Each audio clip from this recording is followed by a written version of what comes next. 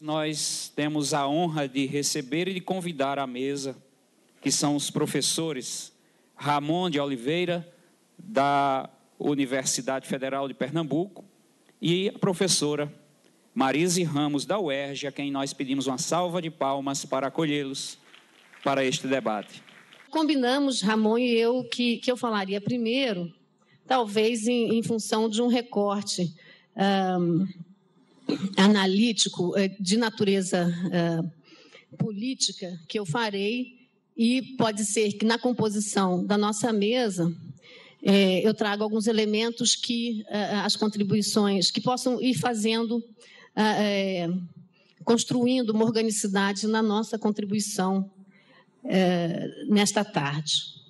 O título que Dante nos propõe me suscitou a questão assim, de por onde eu vou caminhar. Projeto societário em disputa no Brasil contemporâneo. A universalização da educação básica e educação profissional. Eu fiquei menos preocupada com a universalização da educação básica e educação profissional, fiquei mais preocupada com os projetos societários em disputa, pensando por onde ir. Fiz uma opção, então, por trazer a discussão sobre projetos societários em disputa, sob um enfoque de um debate bastante candente hoje no Brasil, que se refere aos projetos de desenvolvimento. E aí destaco que, apesar desses debates se instaurarem principalmente no âmbito da economia ou entre os economistas, eu entendo que necessariamente dizem respeito não só a projetos de desenvolvimento econômico, mas fundamentalmente de desenvolvimento social. O desafio, então, foi tentar captar questões fundamentais que me parecem estar em cena hoje no Brasil, na sociedade brasileira, e que atravessam fortemente as políticas governamentais, ou as opções e os processos que se instauram a partir da política, a partir da dinâmica do bloco no poder, no Estado, estrito senso, e que tem implicações numa relação dinâmica e dialética com as políticas sociais, né? E produzir esse texto, que ainda está em uma versão preliminar, mas que também poderão ter oportunidade de ler depois, produzir na forma de um ensaio. Isto é, as ideias que eu vou trazer aqui, ou as considerações que eu farei aqui, elas são de natureza ensaística, não são produto de pesquisas empíricas ou com fundamentações teórico-metodológicas de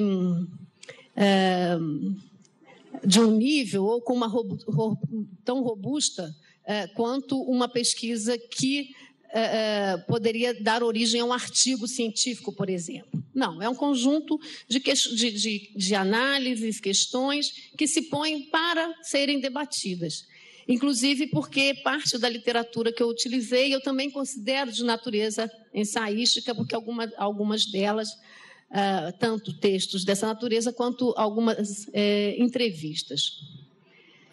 Eu parti, a estrutura do texto, da fala, então, passa por situar um pouco o debate sobre os projetos de desenvolvimento em disputa no Brasil hoje, adentrar um pouco sobre as suas especificidades e tentar fazer questões sobre, então, as políticas de educação básica e educação profissional. Eu parti de um debate, novamente o termo, né, que se instaurou na rede de computadores, na internet, provocada pelo José Luiz Fiori, com seus colegas economistas. E retirei como epígrafe e ponto de partida para minha reflexão duas frases que o Fiori enuncia num pequeno texto publicado num blog. São as seguintes: não basta, diz ele, não basta conscientizar e civilizar a burguesia industrial e financiar a centralização do seu capital para que essa se transforme num verdadeiro condottiere desenvolvimentista. E a segunda frase é: a simples expansão quantitativa do Estado não garante um desenvolvimento capitalista industrial, autônomo e autossustentável. O Fiore refere-se a essas frases como pontos de aprendizagem que nós todos, e particularmente aqueles que estudam o tema, aprendizagens que nós teríamos feito a partir do que no Brasil se constituiu como um chamado, entre aspas, desenvolvimentismo de esquerda. Ideias que se confrontaram com ideologias e apologias da possibilidade do Brasil sair do patamar de país subdesenvolvido para um patamar de país desenvolvido a partir de um processo de modernização tecnológica. Esta ideia, essa última, que eu acabei de falar, que são as teses desenvolvimentistas ou a ideologia desenvolvimentista, partia de um diagnóstico e de uma solução bastante simples. O país é subdesenvolvido porque é de capitalismo tardio, porque se industrializou tardiamente, na verdade, organiza o seu modelo produtivo capitalista na década de 30, quando os países de capitalismo avançado já tinham passado pela primeira revolução industrial, pelo menos, e pela implantação do Fordismo. E esse atraso poderia ser recuperado se o país investisse fortemente em modernização tecnológica, chegando a um patamar de desenvolvimento industrial equivalente ao dos países desenvolvidos. Essa tese que se consubstanciou depois a partir de análises críticas como uma tese, na verdade, não tanto uma tese, mas uma ideologia chamada ideologia desenvolvimentista, ela inclusive justificou a combinação dos parâmetros do desenvolvimentismo com segurança nacional e alimentou, dentre outros, alimentou tanto o projeto do Estado Novo, quanto o projeto desenvolvimentista de JK e, posteriormente, o projeto desenvolvimentista da ditadura civil-militar. E esteve, e pensamento crítico a essa tese se elaborou a partir de diversos teóricos, de diversos intelectuais e também instâncias organizadas, mostrando, sob diversos enfoques, e aí não se pode falar que de uma antítese, mas talvez de várias antíteses, mas desconstruindo esse mito de que o país poderia se desenvolver desde que esse atraso em relação aos países avançados fosse superado mediante modernização tecnológica. Intelectuais que se confrontaram com esta tese, e podemos citar, e de alguma maneira nós recuperamos aqui o seu pensamento, vamos encontrar no que são chamados com matizes diferenciadas, mas dentro de uma perspectiva de esquerda e alguns mais propriamente dentro do materialismo histórico dialético, o Rui Mauro Marini com o pensamento sobre a dialética da dependência, o Florestan Fernandes com a elaboração do seu conceito de capitalismo dependente, o Celso Furtado com a teoria sobre o subdesenvolvimento, a Miriam Limoeiro, que faz na sua tese de doutorado, elabora essa construção bastante clara com base em Florestan sobre a ideologia desenvolvimentista, o Otaviani, o Teutônio dos Santos, dentre outros. Alguns desses estiveram reunidos na chamada Comissão para os Estudos de Política Econômica da América Latina, a CEPAL, sendo que esses a que eu me referi se colocariam numa posição bastante crítica, e poderíamos dizer, relativamente à esquerda. Dentro da própria CEPAL, uma outra tese vem de Fernando Henrique Cardoso e Faleto sobre também a teoria do capitalismo, do desenvolvimento dependente e associado. Então, Fiore diz, a gente já devia ter aprendido com as teses críticas ao desenvolvimentismo que não é suficiente tentar conscientizar e civilizar a burguesia nacional para que a gente tenha um desenvolvimento. Que a simples expansão do Estado, sustentando o desenvolvimentismo capitalista, também não dá conta. E por que ele retoma essas ideias? Porque a questão ela é mais grave, ela é estrutural, e nós encontramos, eu particularmente, um viés que assumo, na elaboração do Florestan Fernandes, uma explicação bastante estruturada, com seu conceito de capitalismo dependente, no sentido, então, de que o subdesenvolvimento não é uma etapa do desenvolvimento capitalista, e menos ainda a sua natureza dependente, como foi o caso, e é o caso do Brasil, nessa relação, particularmente com os Estados Unidos, né? Mas o capitalismo dependente é estrutural ao capitalismo como um todo, porque o funcionamento do capitalismo mundial exige que existam sociedades que se estruturam como dependentes. E ele caracteriza, então, a sociedade de capitalismo dependente com algumas particularidades, que eu já não estou mais seguindo ao texto diretamente, mas que vou, assim, pela experiência enumerar.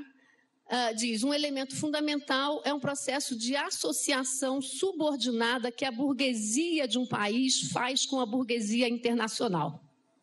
E diz, a burguesia de um país se torna sócia minoritária da burguesia internacional, da burguesia estrangeira. Isto traz como consequência o reconhecimento de que, então, um país de capitalismo dependente não tem propriamente uma burguesia nacional, porque não tem uma burguesia comprometida com o desenvolvimento nacional do seu país.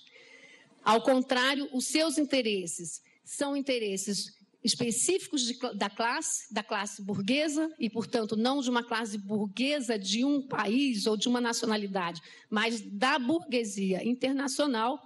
E quando se torna, então, sócia, se associa à burguesia internacional, precisa usar de mecanismos necessários para dividir o lucro com os sócios majoritários.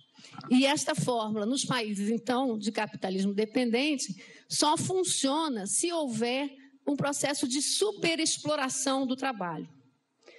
Por isto, ou podemos ver que isto se confirma quando a gente analisa que o desenvolvimento brasileiro se deu às custas de salários muito baixos e de uma fraca organização da própria classe trabalhadora. Então, elementos do capitalismo dependente está na lógica como a burguesia se coloca, na lógica como a burguesia funciona e produz, não é? Na forma como o desenvolvimento, como a produção acontece, como se constitui a classe trabalhadora. Uma classe trabalhadora sobreexplorada, superexpropriada e pouco organizada. Esses elementos do capitalismo dependente de Florestan levam a uma conclusão de que o processo de desenvolvimento de um país de capitalismo dependente, dentro da lógica capitalista, ele tende a acirrar a dependência. Então, nos coloca a questão de se e o quanto é possível nós encararmos um projeto de desenvolvimento econômico e social que não seja dependente do capitalismo internacional. Essa, então, é uma primeira questão de fundo que eu recupero. A outra questão um pouco trazer aqui o elemento da ironia, mas também que vai ser trabalhada na continuidade, é que uma dessas teses do desenvolvimentismo, a de Fernando Henrique Cardoso e Faleto, contribuíram para a confirmação da lógica neoliberal, da política neoliberal no país. Porque, parafraseando, o desenvolvimento brasileiro era de natureza dependente e associado, a melhor forma de tentar uma ordem social é manter-se dependente e associado. E, com isso, o alinhamento que, no governo Fernando Henrique Cardoso, se faz ao consenso de Washington e a lógica da diminuição, especialmente da diminuição do Estado. E por que, sob essa lógica, a diminuição do Estado é fundamental? Porque um projeto desenvolvimentista exige Estado. Exige Estado atuando no controle da economia, atuando produtivamente para gerar empregos e atuando socialmente nas políticas sociais para gerar capacidade de consumo, redução do peso salarial do próprio capital, assumindo, então, salários indiretos por meio das políticas públicas, como educação, saúde, habitação, dentre outros. Então, desenvolvimento exige, seja ele dependente ou autônomo, exige Estado. E estão aí, inclusive, as teses, ou faces, não é, da tese do chamado keynesianismo, desenvolvido no pós-guerra, que fortaleceu o Estado para constituir o que se foi chamado de um certo pacto entre capital e trabalho. Por que a tese de FHC sobre o desenvolvimento e o neoliberalismo deram as mãos com tanta facilidade? Porque, se o desenvolvimento é sempre dependente associado, melhor, então, abrir mão do desenvolvimento e se associar do desenvolvimento nacional e se associar ao capital estrangeiro. Se o capital estrangeiro trazia o receituário neoliberal e, portanto, a tese da diminuição do Estado, diminuamos o Estado e, portanto, não tenhamos desenvolvimento nenhum. Vamos adaptar a tecnologia, vamos transferir as responsabilidades sociais para a esfera privada, vamos desregulamentar a economia, os direitos trabalhistas e assim por diante. O contexto do neoliberalismo.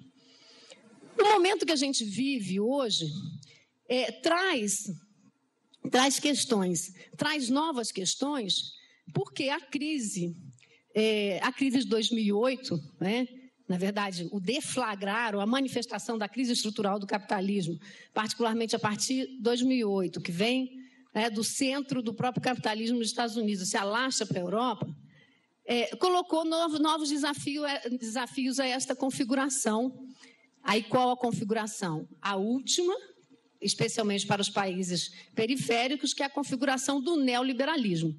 O neoliberalismo combinaria com não desenvolvimentismo, porque o desenvolvimentismo exige Estado nas dimensões a que eu falei, o neoliberalismo já dado por pressuposto a lógica do associada e dependente. Mas o contexto contemporâneo, né, traz desde a crise, então, de 2008 e que vem se alastrando, que é propriamente no âmbito econômico, mas que tem, e aí já trazia, que manifesta, né, o que veio se produzindo pelo neoliberalismo, de mazelas no âmbito social, quer dizer, o aumento da miséria, da mortalidade, da violência, do desemprego e assim por diante. Novos pensamentos sobre o desenvolvimento começaram a ser gestados, novos, entre aspas, né? E dentre esses, nós vamos encontrar, atravessando o governo Lula, especialmente a partir da segunda metade do segundo governo, né? E hoje o governo Dilma, o pensamento desenvolvimentista. Há um certo consenso dentre os teóricos que estão analisando a questão de que o modelo de desenvolvimento no Brasil é baseado no estímulo ao consumo. O preceito é estimular o consumo, estimula a produção, recoloca a dinâmica, o ciclo produtivo do capital, né, da produção, da circulação da distribuição, da troca e do consumo. Então, estimular o consumo para impulsionar a produção industrial e tudo que correlatamente vem nessa lógica do ciclo produtivo, serviços, o comércio e assim por diante. Por isso, um alto investimento, ou o investimento, a opção, em políticas que contribuem para isso. Políticas de transferência de renda, como Bolsa Família, o Fome Zero e assim por diante, políticas de aumento, de elevação do crédito, e no caso da educação, só para ser mais sintética, políticas de acesso à educação financiadas pelo Estado, a exemplo, não só no sentido da expansão que vem se colocando na educação básica, profissional e superior, mas também pelo beneficiamento do acesso por meio das bolsas nas instituições privadas, a exemplo do ProUni no ensino superior e hoje do Pronatec na educação profissional. Todos os preceitos de estímulo que estão direto ou indiretamente vinculados à produção de renda, geração de renda, estímulo ao consumo e sob o pressuposto, então, do desenvolvimento industrial. Se esse é o ponto em comum, dentre as opiniões dos economistas, uma divergência a gente encontra. Por um lado, nós encontramos uma ideia ou uma análise que associa essa lógica desenvolvimentista contemporânea a um ajuste do próprio neoliberalismo. Isto é, o neoliberalismo teria mostrado as suas consequências sociais, e daí um documento que foi escrito como pós-consenso de Washington e relatório da ONU e assim por diante, mostrando os efeitos sociais do neoliberalismo e da própria crise. Então, sob essa perspectiva, seria necessário medidas para diminuir as mazelas econômicas e sociais produzidas pelo neoliberalismo. Mas, nesse sentido, o problema seria menos o neoliberalismo e mais a ortodoxia neoliberal. Daí, uma ideia de que mantém-se, por um lado, os ajustes macroestruturais da economia, o que significa superávit primário, controle do câmbio e assim por diante, o que, em última instância, nos mostra, como consequência prática dessa política de ajuste macroestrutural, a diminuição de recursos públicos para as políticas sociais, caindo, eventualmente, até em confronto com a necessidade do estímulo ao consumo, entretanto, associado com uma lógica desenvolvimentista. Esse viés, então, desenvolvimentismo com o neoliberalismo, eu estou simplificando, mas um ajuste do neoliberalismo mediante a ação do Estado, tem sido chamado como o novo desenvolvimentismo. Então, nós vamos encontrar por aí, por uma literatura que aparece em jornal ou nos comentários econômicos da televisão ou em entrevistas específicas de literatura especializada, a ideia do novo desenvolvimentismo. Paralelamente a essa concepção, ou essa compreensão do fenômeno contemporâneo, vamos encontrar uma ideia que se enuncia retomando, em alguma medida, o que teria sido chamado desenvolvimentismo de esquerda, que resumidamente, passa, por exemplo, estou tentando sintetizar, com o que se tentou fazer no plano de metas do governo João Goulart, e que tinha, inclusive, o Celso Furtado capitaneando. Desenvolvimento, forte investimento na indústria, na produção, no capital produtivo, atuação forte do Estado na política sociais e reformas estruturais de base, como reforma agrária, reforma habitacional, reforma cambial, reforma política e assim por diante. Essa outra lógica,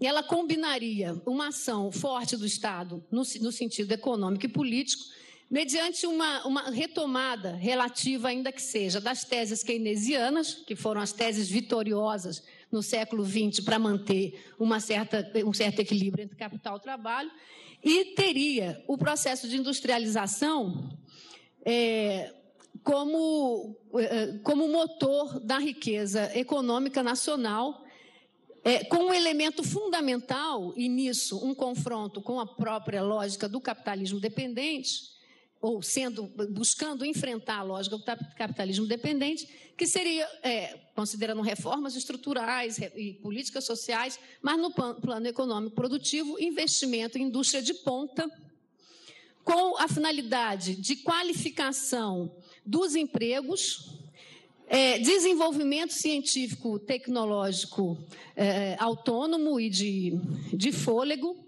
e centralização das decisões econômicas no Estado Nacional. Essa tese, se não exatamente como eu descrevi, mas com elementos pertinentes, já é, por hora, de vez em quando, designada como o neodesenvolvimentismo. Sutilezas de palavras pode parecer, inclusive, falando ali no estúdio agora, a entrevistadora ainda falava assim, mas as palavras são a mesma, novo e neo. Gaudêncio falava hoje pela manhã e acho que o que ele nos ensinou hoje pela manhã, aqui as nossas contribuições vão corroborando o quanto o conceito, né, o cachorro, o conceito não morde é o cachorro que morde, o neodesenvolvimentismo ou novo desenvolvimentismo, pouca diferença faz etimologicamente, né, mais concretamente, na prática, parece fazer diferença. A pergunta, então, dentro desse panorama, né, com muitos outros elementos que eu não tenho condições de trazer aqui para uma fala, mas que estão no texto, né, é perguntar se isso... São duas perguntas, eu não sei se duas ou três, mas vamos tentar equacioná-las. Primeiro, e não na ordem de importância, também no sentido de totalidade, né, se um desses modelos, ou uma dessas teses desenvolvimentistas no Brasil está em jogo, e qual delas? Em outras palavras, estamos vivendo um contexto, um novo tempo desenvolvimentista, para não usar o sufixo colado. Estamos vivendo um tempo desenvolvimentista, e com isto, a geração de emprego, e com isso, toda a perspectiva de universalização, e aí a vinculação que faria, da educação básica e da educação profissional e etc. Primeiro. Segundo, se estamos, sob que perspectiva? Sob uma perspectiva de ajuste do neoliberalismo, ou sob uma perspectiva de uma retomada, ou possibilidade de retomada de um projeto de desenvolvimento nacional. A exemplo do que se já tentou fazer no Brasil e que foi absolutamente abortado com a ditadura civil-militar. São duas perguntas desse tipo, né, sobre que há desenvolvimentismo, há perspectiva desenvolvimentista ou perspectiva de desenvolvimento, e qual delas? E isso faz diferença teórica e prática para mim fundamental. A terceira pergunta, que eu acho ainda, não sei se é mais fundamental, mas pelo menos é tanto quanto, é que, considerando a validade das teses daqueles que nós nos referimos, dos críticos, como Rui Mauro Marini, como Florestan Fernandes, a exemplo, então, de que no capitalismo dependente, usando novamente Florestan, o desenvolvimento sempre acirra a dependência, até que ponto é possível defendermos um projeto de desenvolvimento nacional popular, e aí eu me afiliaria nos marcos do próprio capitalismo às teses que se associam a reformas estruturais. Até que ponto é possível defender um projeto de desenvolvimento nacional popular no Brasil que rompa, que supere com a dependência nos marcos do próprio capitalismo? Não é? Bom, aí podem perguntar, mas então, se não é possível, a dimensão que se teria é exclusivamente revolucionária? A resposta é sim. As perguntas que decorreriam então, como construir a perspectiva revolucionária? Que é de construir outros, né, um outro marco societário que implicaria um outro modo de produção. Mas, de todo modo, voltando à pergunta para a gente ajudar para pensar, né? Até que ponto, então, é possível, considerando as análises que já nos serviram, as análises críticas, até que ponto é possível lutar e construir um projeto de desenvolvimento nacional popular que, numa sociedade de capitalismo dependente, rompa com a dependência nos marcos do próprio capitalismo.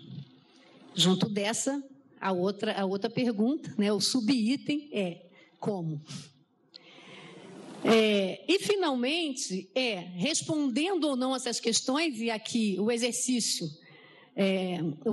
de análise, né, política, em certa medida que eu estou fazendo, mas o exercício da produção de conhecimento, que é o desafio para um público como este que está aqui, incluindo nós aqui na mesa, às vezes não é tanto trazer as respostas, mas é construir bem as perguntas. E construir perguntas pode ser... não necessariamente precisa acontecer para se produzir conhecimento, e como o Gaudêncio pela manhã falava, conhecimento que seja implicado e que possa ter consequências práticas. Então, diante dessas perguntas e possíveis respostas ou mais perguntas, que relação nós teríamos, então, que implicações nós teríamos com a política de educação básica e educação profissional? Eu vou caminhar para a conclusão, dado que meu tempo já foi esgotado, mas eu só traria, então, como pauta para a gente discutir elementos que nos perseguem, né, no contexto contemporâneo. O Plano Nacional de Educação. Com qual projeto ele converge?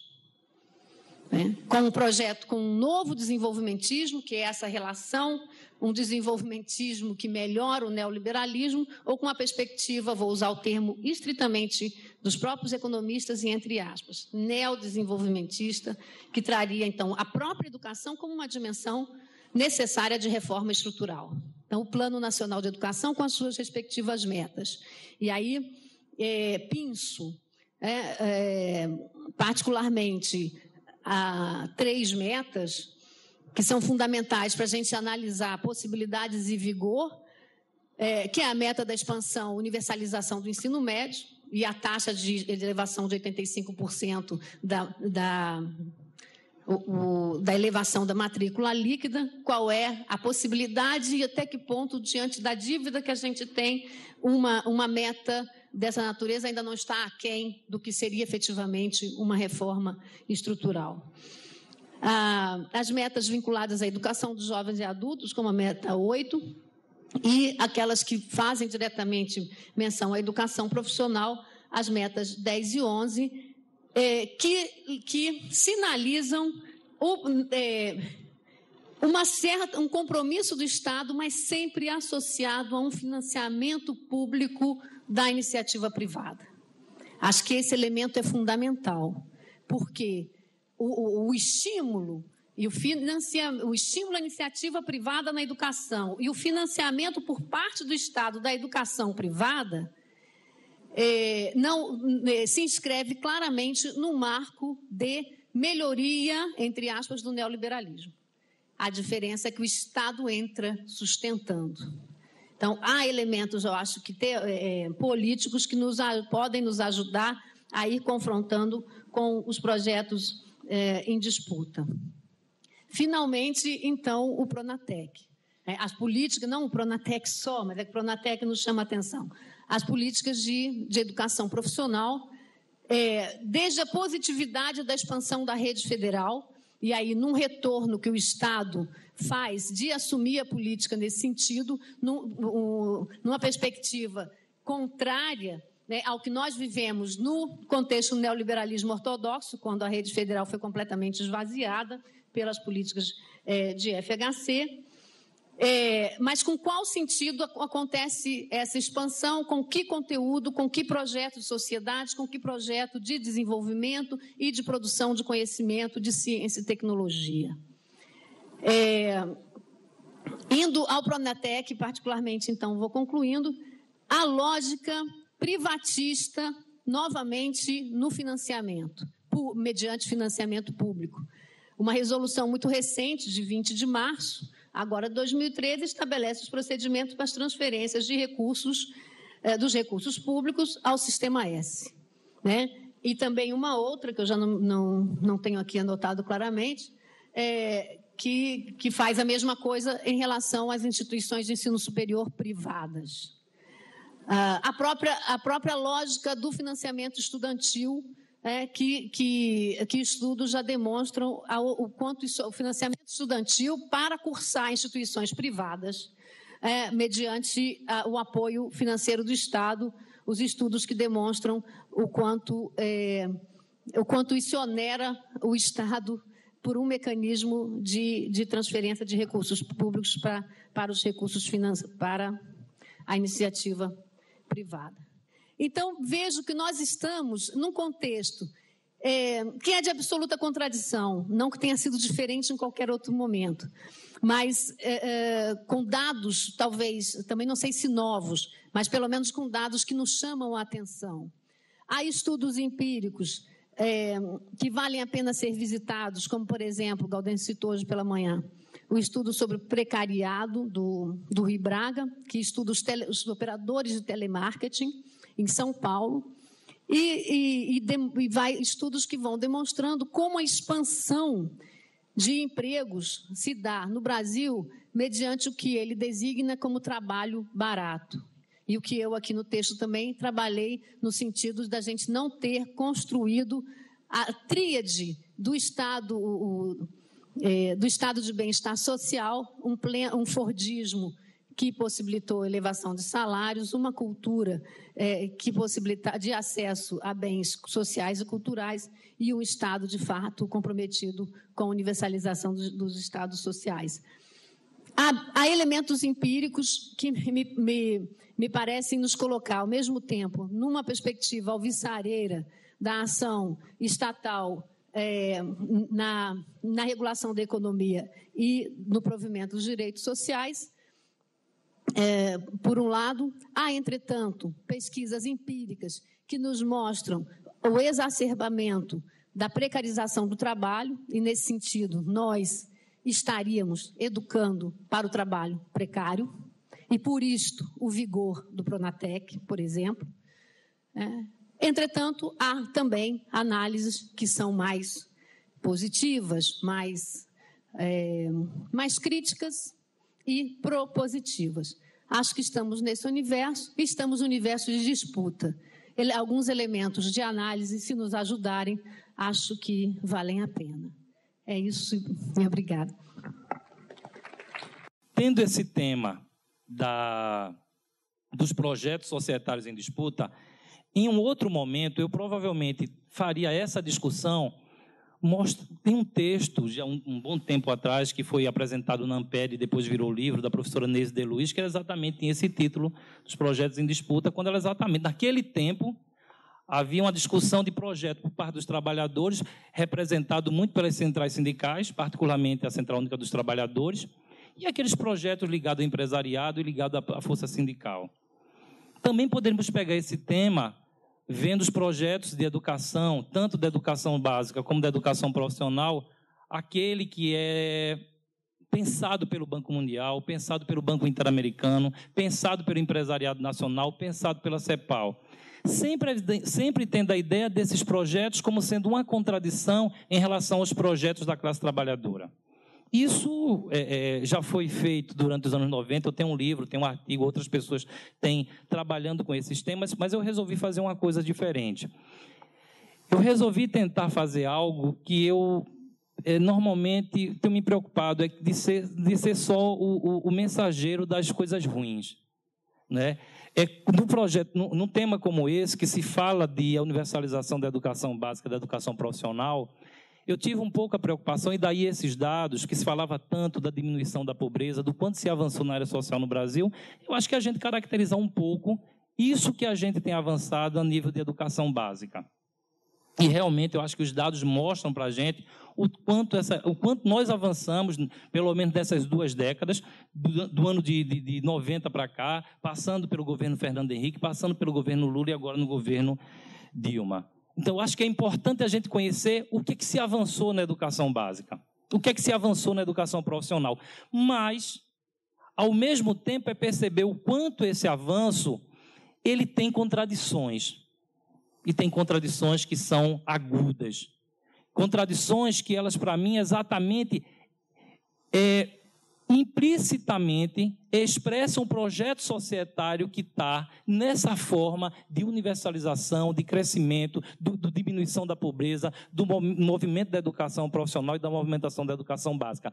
Então, o movimento é mais ou menos, em vez de eu ficar trazendo qual é o projeto que aqueles setores, como eu falei agora, Banco Mundial, Banco Interamericano, CEPAL, empresariado, Força Sindical, ou os partidos do PSDB, PFL ou o próprio PT, aquilo que tem de ruim, diremos assim, aquilo que tem de contraditório, mas é dizer que, para mim, o movimento de constituição das políticas educacionais no Brasil e a forma como elas têm crescido, elas são exatamente expressões do projeto societário que dão sustentação. Ou seja, em vez de dizer, apontar, diremos assim, um pouco do que é no discurso desses sujeitos, o qual é a sua perspectiva e de modelo de desenvolvimento e de modelo de educação defendida, é como este modelo se caracteriza e que característica tem esse projeto educacional.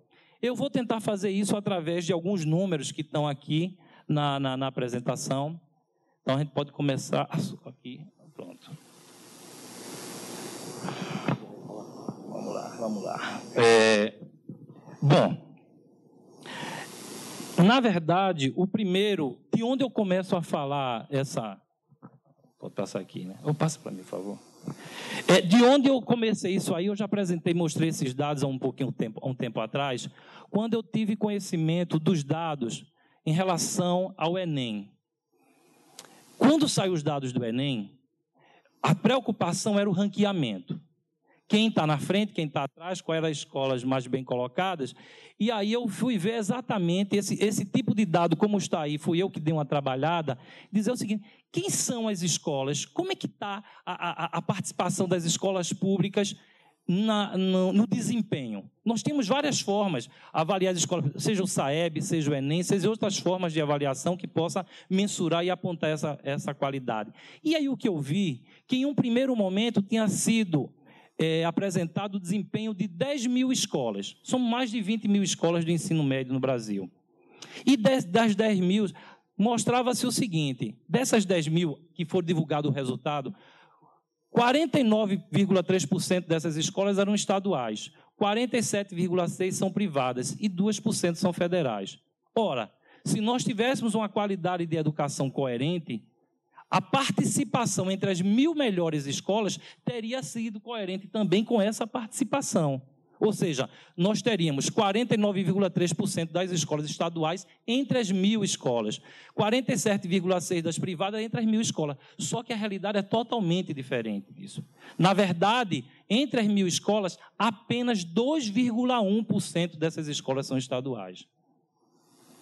Então, isso deixa muito claro que o processo de crescimento, de universalização do ensino fundamental e do crescimento do ensino médio não foi acompanhado de forma nenhuma com a garantia de qualidade. Uma qualidade que ela pode ser demonstrada, a má qualidade que pode ser demonstrada num exemplo como esse. Bom, mas isso aí, diremos assim, é como se nós já pegássemos o fim da festa.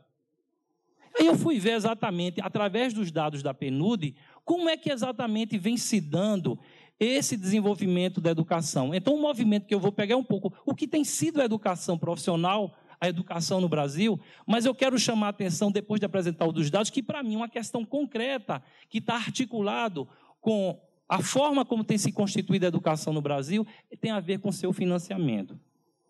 E, exatamente depois disso, se tiver tempo, eu articularia com a educação profissional, vendo, então, o processo de financiamento e o projeto societário que estão em disputa. Aí aqui, bom, o que é que eu acho que há de bom, que mostra uma melhora na qualidade da educação no Brasil? Pelo menos numericamente. Nós temos um crescimento, de 1991 a 2010, nós tínhamos 60% das crianças de 6 a 14 anos na escola, ou seja, idade do ensino fundamental. Nós chegamos a 2010 com mais de 96%, o que aponta um processo de universalização do ensino fundamental. Por outro lado, o percentual de jovens de 15 a 17 anos na escola também pulou de 91 para 54,54% para 83%. Também um crescimento substancial. Pessoas de 6 a 17 anos, ou seja, a idade da educação básica. Nós tínhamos em 1991 cerca de 70% e chegamos em 2010 a 93,19%. Ou seja, esses dados, para mim, expressam o quanto se avançou no que se refere ao atendimento da educação básica. Então, para mim, isso é um dado bem questionável. É evidente. A outra questão refere-se à qualidade, que foi exatamente apontado na primeira parte. Mas, de qualquer forma, a primeira condição para que a gente pensar também em melhorar a qualidade é a gente garantir o acesso. Então, nesse caso, eu acho que a gente avançou nesses últimos anos. Da mesma forma, o percentual de 12 a 14 anos, nos anos finais do ensino fundamental ou com o ensino médio completo, ou seja, aquelas pessoas que já estão terminando o ensino fundamental, melhorou, era 45% em 91 e chegamos a 86% em 2010. Ou seja, há um crescimento maior, ou seja, quase a universalização, para não dizer universalização do ensino fundamental, mas nós temos também uma diminuição substantiva das taxas de reprovação e das taxas de evasão no ensino médio. O que isso teria que ter implicação no ensino médio. Estou trazendo esses dados exatamente para a gente depois chegar ao ensino médio. Tá? Então, ou seja, o quadro do ensino fundamental, ele é muito, diremos assim, não satisfatório, mas ele é bem melhor do que a gente pegar há 13 anos atrás ou há 20 anos atrás. Da mesma forma, o percentual das crianças de 6 a 17 anos sem atraso. Olha, nós em 91 tínhamos 39% das crianças de 6 a 17 anos sem atraso. No ano de 2010, nós chegamos a 61%, ou seja, pessoas que entram no ensino fundamental e não são reprovadas nenhuma vez. Ou seja, em cada 10 crianças, 6 não são reprovadas. O próximo item vai mostrar também que, embora haja um atraso, em torno de 30 e poucos %, mas esse atraso não é de 3, 4, 5 reprovações. O número de reprovações com apenas de uma vez só é 18,47 e 2 anos de atraso de 15,9. Ou seja, nós temos um movimento de um fluxo muito maior da passagem das pessoas do ensino fundamental. A mesma coisa ocorre também com o ensino médio. Isso para ficar claro que o problema maior do ensino médio, ele de fato não está nos altos índices de reprovação, embora sejam altos. Tem uma taxa de reprovação no ensino médio na rede pública que deve dar em torno de 11% a 12%. Mas, mesmo assim, nós chegamos a um ano de atraso só com 20,46%. Ou seja, paulatinamente, o processo de reprovação está desaparecendo, tanto no ensino fundamental como no ensino médio. A questão que vai se colocar para o ensino médio, de fato, a gente vai ver, é, de fato, a inserção, é a presença, é a continuidade no ensino médio. Uma vez que, no que se refere à questão de até 14 anos, isso tem sido relativamente melhorado. E aí, nesse caso, esses índices têm uma repercussão exatamente na formação adquirida. Então, nós temos, das pessoas que deveriam estar no ensino médio, ou seja, de 15 a 17 anos, nós tínhamos um número menor hoje de pessoas que têm apenas o ensino fundamental. Em 91, isso chegava a 37%, mas em 2010, isso chegou só a 27%.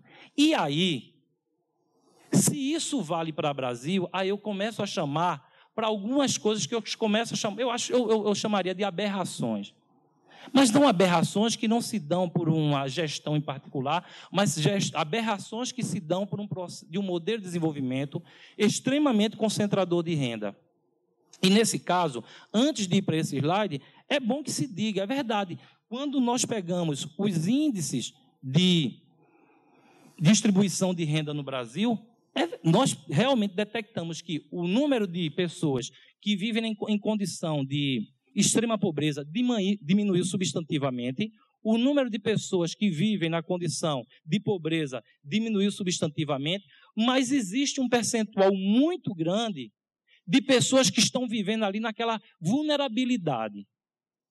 Ou seja, existe um percentual de pessoas que elas têm uma renda per capita que é de R$ 235. Ou seja, se nós tivéssemos uma família de 4 pessoas, seria uma renda de R$ 940. Ou seja, é uma família que vive numa condição de precariedade e de muito pouca possibilidade de ter um desempenho, ter a satisfação das suas necessidades básicas e, ao mesmo tempo, ter um bom rendimento na educação. Então, embora tenha se diminuído o número de pobres e de extremamente pobres, nós temos uma condição ainda que uma parte substancial da população ainda vive numa condição, 30% da população brasileira vive numa condição como essa.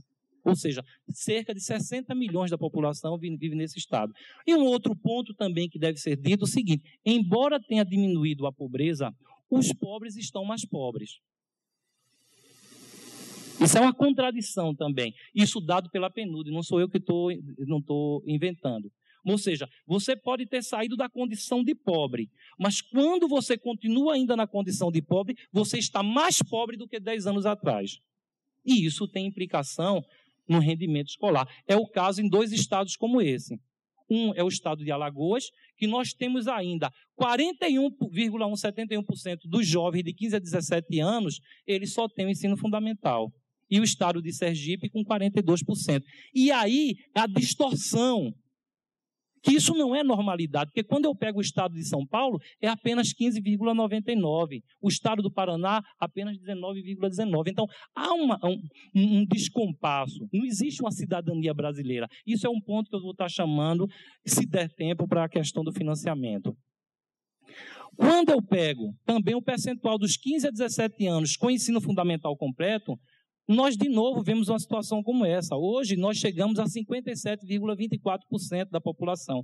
De 2000 era de 39%, pulou para 57,24%. Mas estados como o estado de Alagoas e o estado do Pará mantêm um índice ainda semelhante ao que ocorria há 13 anos atrás.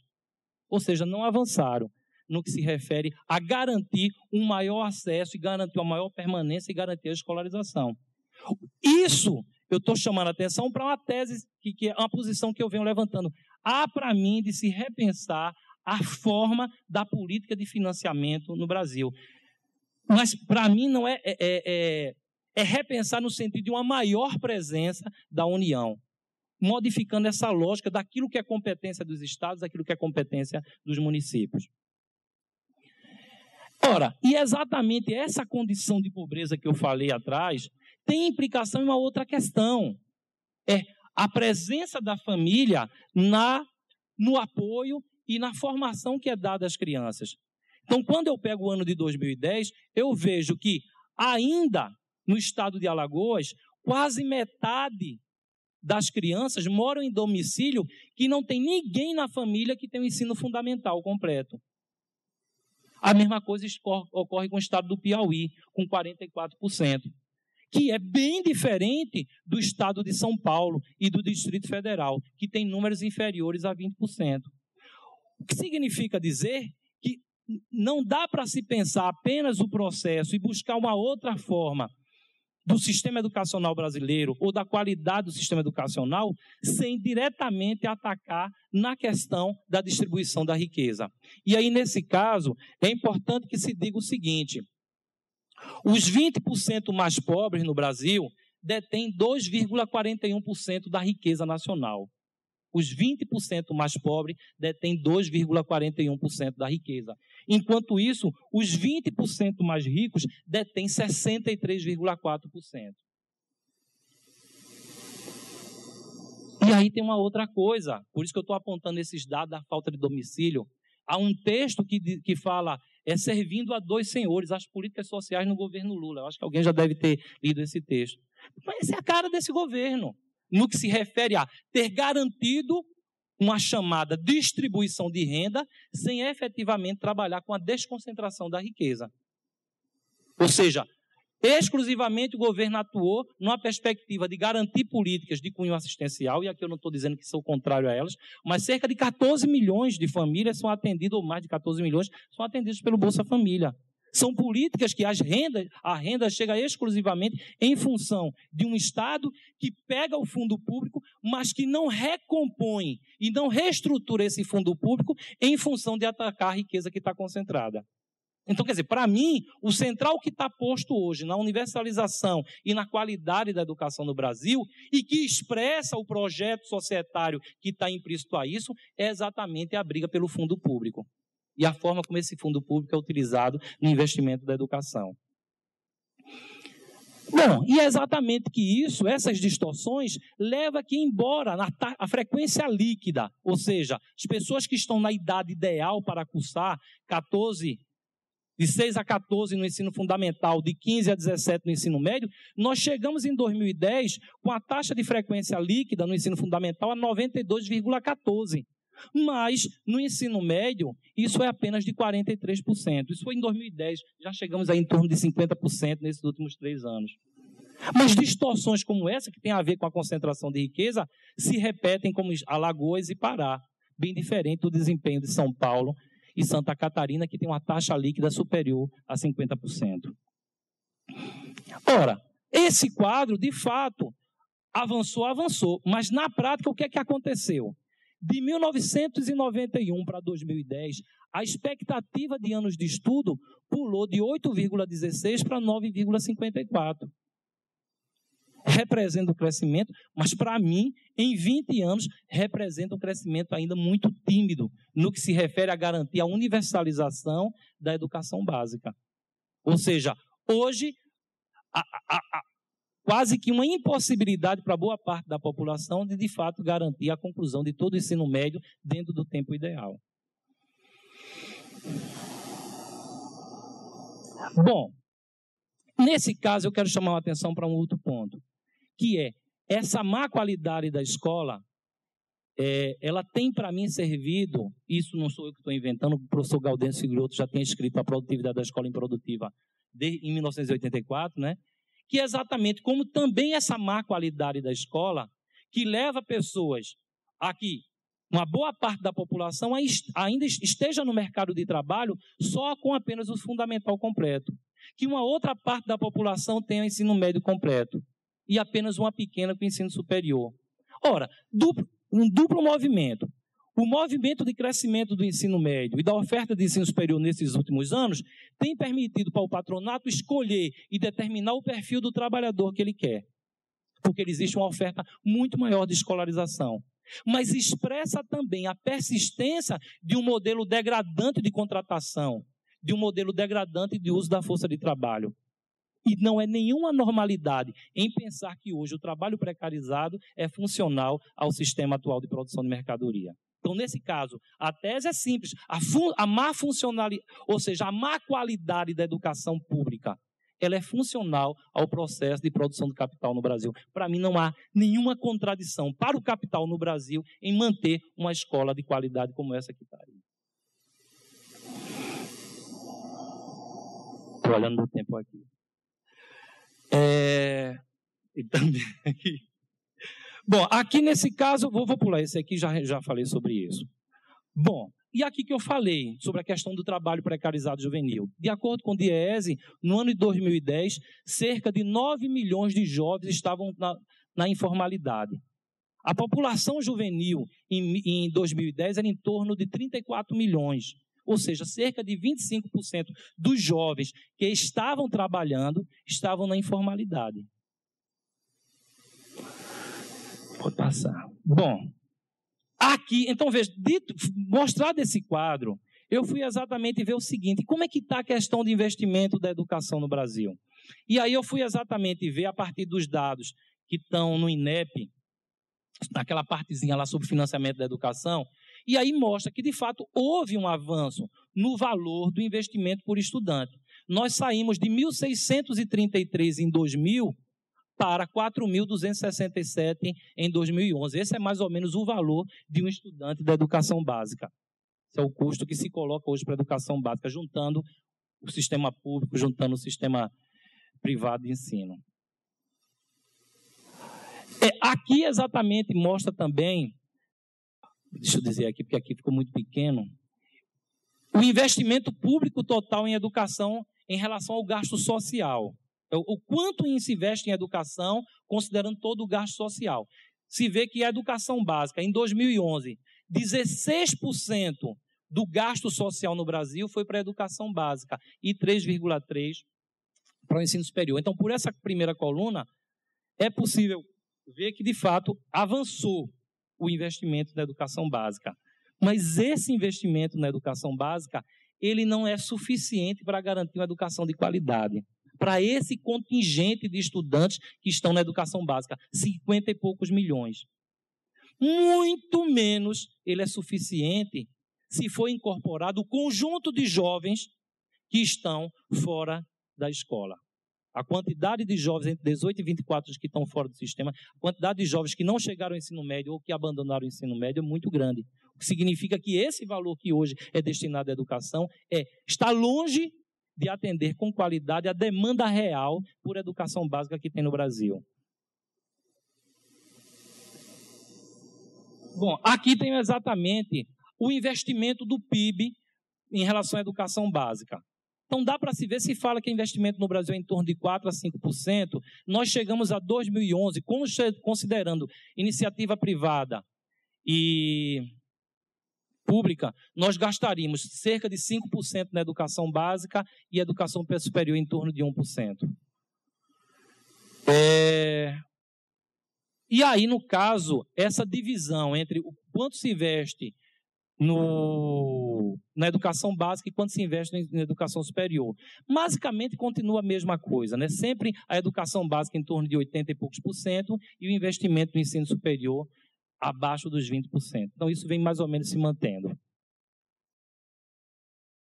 E esse ponto aqui eu acho que vale a pena chamar a atenção, que é o quanto o poder público tem gasto em salário de professores e em cargos sociais. E aí mostra que no transcorrer dos anos diminuiu. E aí é aquela questão, como conseguir qualidade na formação, como conseguir qualidade na escola, como conseguir que as pessoas se interessem por ser professores. Eu estou dentro do IF, o curso que tem os cursos que têm o maior abandono dentro das instituições federais são exatamente os cursos de licenciatura. Ninguém quer ser professor, só vocês mesmos. E eu também, Marisa, está aqui. Certo? Então, esse é um quadro, então você tem aqui uma diminuição. Então, quer dizer, é difícil conjugar melhoria da qualidade com a expansão e exatamente tendo um professor. Basta a gente ver toda uma citação que se teve em relação à questão do Fundeb e questionando-se o valor do teto para professor. Vamos lá, por favor. E nesse caso, eu queria chamar a atenção, porque para a gente, quando a gente vai ver os dados, alguns ficam mais interessantes. Por exemplo, qual o custo de um aluno do ensino médio desde que se criou o Fundeb? O custo em 2007 foi de R$ 1.135 e chegou em 2012 a R$ 2.516. Aqui eu estou falando diretamente do ensino médio. E aí é simples, pegando o dado de 2012, divida 2.516 por 12. Dá um pouco mais de 220 reais. Aí a pergunta, quem consegue uma escola de ensino médio de qualidade pagando 215 reais? Esse é quanto se paga por um aluno de ensino médio no Brasil. E aqui tem aquela questão que a gente falava da pobreza. E como essa pobreza ela se expressa dentro de uma política que eu não sou contra o Fundeb, mas eu acho que não tem mais sentido uma lógica que sacramenta e fortalece a desigualdade na sociedade brasileira. Como vocês sabem, o Fundeb, há um conjunto de estados que, em função da sua receita, impossível de atingir o mínimo estabelecido, recebe a cooperação do Brasil. Então, quem são esses estados? Alagoas, Amazonas, Bahia, Ceará, Maranhão, Paraíba, Pernambuco e Piauí, que são aqueles estados que eu mostrei que eram as aberrações. Então, a lógica do Fundeb, da forma como está, ela em nenhum momento aponta para modificar o quadro de desigualdade. É aquele discurso que muitas vezes as pessoas dizem, é preciso que os desiguais sejam tratados como desigualmente, ou pelo menos diferentemente, para poder buscar uma igualdade. Então não é o choro do mais pobre pedindo uma esmola, é dizer que uma parte considerável da população brasileira está tendo uma formação escolar de segunda, terceira e quarta categoria.